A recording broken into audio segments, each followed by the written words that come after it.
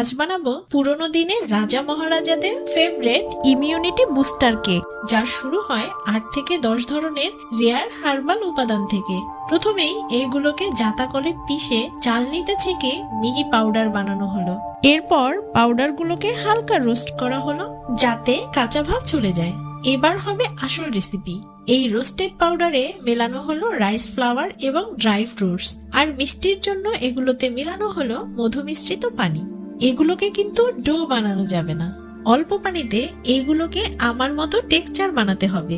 মিষ্টি বেরি, খেজুর আর বিভিন্ন নাটস এই খাবারটিতে নিয়ে আসে অমৃতের স্বাদ। এবার এগুলোকে সাচে ভরে স্টিম করলেই তৈরি হয়ে যাবে হার্বাল মুন কেক। উপর থেকে সফট আর ভিতরে খেজুর ও মিষ্টি বেরির মন মাতানো স্বাদের এত অথেন্টিক একটা রেসিপির জন্য একটা লাইক তো অবশ্যই দেওয়া উচিত। আর কমেন্টসে জানাও, তুমি কি কখনো এইরকম হার্বাল কেক ট্রাই করেছো?